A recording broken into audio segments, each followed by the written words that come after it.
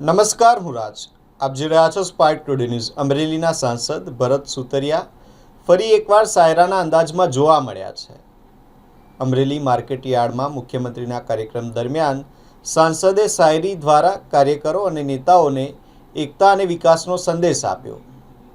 Amreli market યાર્ડમાં યોજાયેલ કાર્યક્રમ દરમિયાન સાંસદ ભરત સુતરિયાએ અનોખી શાયરી સાથે સંદેશ આપ્યો હતો. તેમણે કહ્યું कि पत्तों ने रंग बदला इसलिए गिरे पड़े, वरना पेड़ों को कहाँ तकलीफ थी. આ શાયરી દ્વારા સાંસદે એકતા અને સાથે રહીને કામ કરવાની જરૂરિયાત પર ભાર મૂક્યો હતો.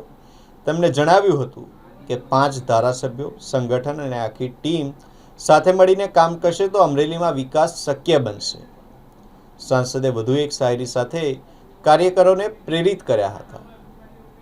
मिल ही जाएगी मंजिल यूं ही भटकते भटकते, गुमराह तो वो है जो अभी घर से नहीं निकले. सांसदे કાર્યકરને ઘરમાં કે ઓફિસમાં બેસીને નહીં પરંતુ મેદાનમાં ઉતરીને કામ કરવાની અપીલ કરી હતી.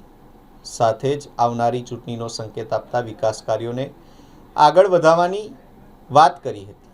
તેમણે દાવો કર્યો કે અમરેલીમાં થઈ રહેલા વિકાસની ચર્ચા આજે સમગ્ર ગુજરાતમાં થઈ રહી છે કે આ ટીમ બનીને કામ લેવા જાય છે એટલે અમરેલી અંદર આ બધું શક્ય થાય છે. અમે 5 ધારાસભ્ય, હું સંગઠનના પ્રમુખ.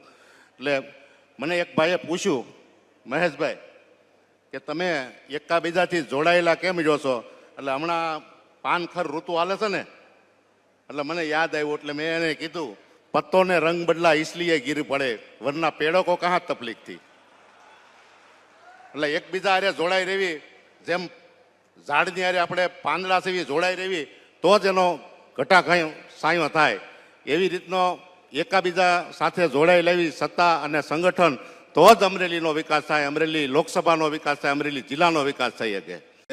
એટલે ઓલી કહેવત નથી ને કે મિલ હી જાયગી મંજિલ यूं ही ભટકતે ભટકતે, ગુમરાહ તો ઓ હે અભી ઘર સે નહીં નીકળે. એટલે આ બધા ઘરની બહાર નીકળી ગયા એટલે આ બધો વિકાસ થઈ રહ્યો છે. એટલે ઘરે બેઠા રહીને ઓફિસમાં બેઠા રહીને વિકાસ ન થાય. અને બાકી બધું તો હવે કાંઈ આજ તો ઇલેક્શનનું આ સ્ટેજ નથી, પણ ટૂંક સમયની અંદર આવી રહ્યું છે. પણ મિત્રો યાદ રાખજો, આ કામ થઈ રહ્યા છે. આખું ગુજરાત કહી રહ્યું છે કે અમરેલીની અંદર જે કામ થઈ રહ્યા છે આવા કોઈ દી નહોતા જોયા. અમે ટીમ બનીને નીકળવી એટલે કે લઈ જાઓ તમે અમરેલીમાં કામ, અમે પછી લઈ જાઓ.